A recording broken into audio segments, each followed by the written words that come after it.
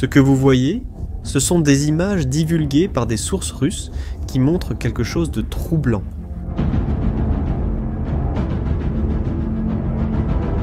Un système de défense laser chinois. Connu sous le nom de Silent Hunter, cette arme est utilisée pour abattre des drones ukrainiens sur la ligne de front. Ce laser à fibre optique possède une puissance extraordinaire, quelque part entre 30 et 100 kW. En d'autres termes, il peut détruire des cibles à 4 km de distance. Et il est capable de percer 5 plaques d'acier de 2 mm à 800 mètres. Et la Russie ? Eh bien, elle utilise cette technologie chinoise depuis octobre de l'année dernière. Oui, tu as bien entendu.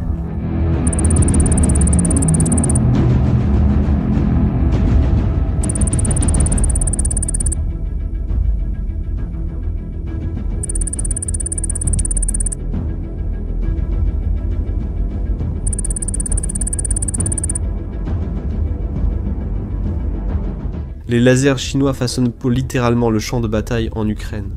Mais il se passe quelque chose d'encore plus inquiétant. Quelque chose qui va bien au-delà de l'abattage de drones, car pendant que ces lasers détruisent des cibles en Ukraine, des lasers chinois ont été utilisés pour faire quelque chose de différent. Ils visent directement les pilotes d'aéronefs militaires occidentaux. Imaginez que vous pilotez au-dessus des eaux internationales lorsque votre cockpit est inondé d'une lumière verte éblouissante. Vos yeux brûlent, votre vision se brouille, et pendant quelques secondes terrifiantes, vous ne pouvez plus voir les instruments. Mes amis, ce n'est pas un simple accident. C'est un message. Je vais t'expliquer précisément ce que ça veut dire. Le jour était le 2 juillet 2025. Un avion de surveillance allemand effectuait une mission de patrouille en mer Rouge, à bord d'un Beechcraft King Air. Un équipage militaire allemand opérait l'appareil affrété auprès d'une entreprise civile. La mission faisait partie de l'opération Aspides de l'Union européenne, qui avait été créée spécifiquement pour protéger les navires commerciaux contre les attaques des rebelles Houthis du Yémen. C'était une mission de routine, ou du moins, cela aurait dû l'être. Mais ensuite, il s'est passé quelque chose qui a tout changé. Un navire de guerre chinois a tiré un laser militaire directement sur l'appareil allemand. Mais, dans ce cas, c'était différent. Ils n'ont pas tiré le laser pour détruire, comme cela se passe en Ukraine. L'intention était différente. Intimider, aveugler, envoyer un message. Et cela, sans aucun avertissement préalable, sans provocation, sans aucune communication d'urgence. L'équipage allemand a dû immédiatement avorter la mission et retourner à la base à Djibouti par mesure de sécurité. Peu après l'incident, les Allemands ont réagi avec fureur. Le ministère des Affaires étrangères allemand a qualifié l'acte de totalement inacceptable. L'ambassadeur chinois a été convoqué pour fournir des explications. L'Union européenne, de son côté, a agi en toute solidarité, en convoquant également l'ambassadeur chinois et en traitant l'incident comme une atteinte directe à une opération collective européenne. Et quelle a été la réaction de la Chine? Eh bien, ils ont tout nié. Ils ont dit que l'Allemagne mentait. Ils ont affirmé n'avoir aucun navire dans cette zone de la mer Rouge. Deux versions complètement différentes de la même réalité. Et voici le problème. Ce n'était pas la première fois. En fait, cela s'est déjà produit auparavant. Et avant cela aussi.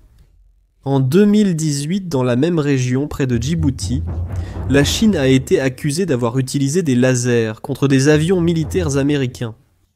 Le résultat ? 2 pilotes d'un C-130 ont subi des blessures légères aux yeux. En 2022, un navire de guerre chinois a dirigé des lasers contre un avion de patrouille de la Royal Australian Air Force en mer d'Arafura. Et voici le détail important.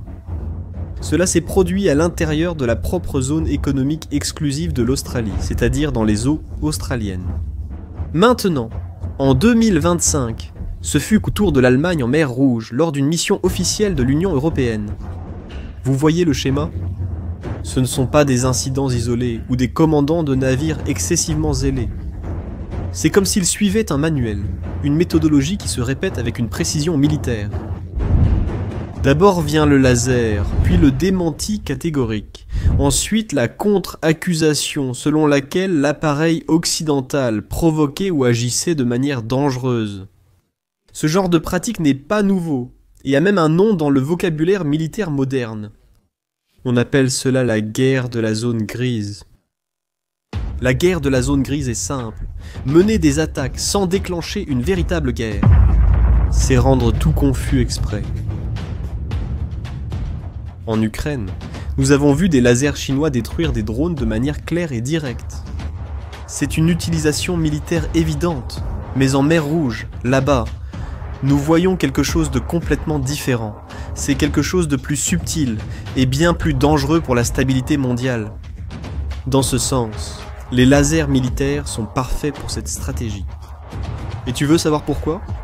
Parce qu'ils ne sont techniquement pas classés comme des armes létales en droit international. Le protocole 4 des Nations Unies interdit les lasers conçus spécifiquement pour aveugler les personnes.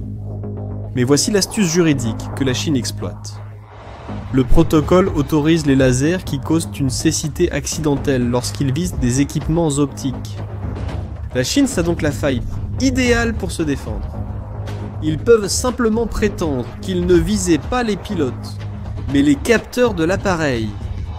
Tout dommage aux yeux des pilotes ne serait qu'un effet secondaire, non intentionnel. En d'autres termes, créer de la confusion dans les lois exprès, c'est profiter des failles des règles mondiales. Comme vous pouvez le voir, la Chine ne viole pas les lois. Elle exploite les failles avec une précision chirurgicale. Mais pourquoi font-ils cela précisément en mer Rouge ? Pourquoi cette région spécifique est-elle devenue la scène de ces démonstrations de force chinoises ? La réponse se trouve dans la géographie économique mondiale.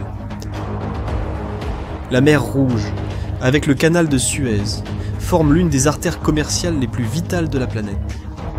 12% de tout le commerce mondial passe par cette route. Si ce passage est bloqué ou perturbé, l'économie mondiale en ressent immédiatement l'impact. Et la Chine comprend cela mieux que toute autre nation. Depuis 2017, la Chine maintient sa première base militaire à l'étranger à Djibouti, stratégiquement située dans la corne de l'Afrique. Officiellement, c'est pour lutter contre la piraterie et soutenir des missions humanitaires. En pratique, il s'agit d'une pure projection de puissance. Cette base permet à la Chine de surveiller et potentiellement de contrôler l'une des routes maritimes les plus importantes du monde. Mais il y a plus. Cette région est le cœur absolu de l'initiative La Ceinture et la Route de la Chine, également connue sous le nom de Nouvelle Route de la Soie. La Chine a investi des milliards de dollars dans les infrastructures portuaires à travers toute la région, du port de Doralé à Djibouti, jusqu'à la zone économique du canal de Suez en Égypte.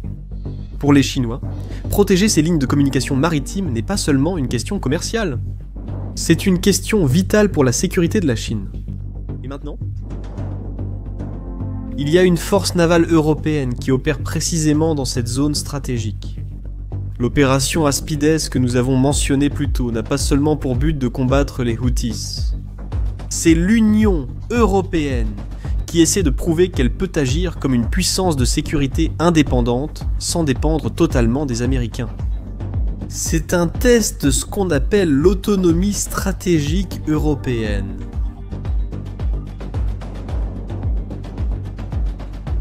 Et pour la Chine, cela représente une question très embarrassante. Et si un jour cette force européenne décidait d'interférer avec les intérêts chinois ? Et comme vous pouvez le voir, ils envoient déjà un message anticipé avec un laser. Mais tu veux savoir pourquoi ce message est si dangereux ? Parce que pointer un laser militaire sur un avion, c'est comme déclencher un flash d'appareil photo directement dans les yeux d'un conducteur, sur une route sombre la nuit. Le résultat, c'est une désorientation immédiate, une cécité temporaire et des images rémanentes qui peuvent persister pendant plusieurs minutes. Pour un pilote en vol, cela peut être absolument fatal. Des lasers de haute puissance, comme ceux que possède la Chine, peuvent causer des dommages permanents à la rétine, entraînant une cécité partielle ou totale. En plus des risques pour l'équipage, ces aéronefs de surveillance modernes dépendent entièrement de capteurs électro-optiques de précision pour la navigation, l'identification des cibles et la collecte de renseignements. Un laser peut surcharger et brûler ces capteurs de façon permanente. Cela ne compromet pas seulement la mission spécifique, mais peut aussi affecter des systèmes critiques de navigation et de sécurité de vol. C'est pour cette raison que l'utilisation de lasers contre des aéronefs est considérée comme un crime dans la plupart des pays du monde. Ce n'est pas une simple manœuvre militaire, c'est une action qui met des vies humaines en danger. Ce à quoi nous assistons est quelque chose de totalement nouveau. La Chine mondialise ses tactiques de zone grise, ce qui a commencé comme un comportement régional en mer de Chine méridionale, dans des eaux que la Chine revendique comme siennes, se produit maintenant dans des eaux internationales partout dans le monde.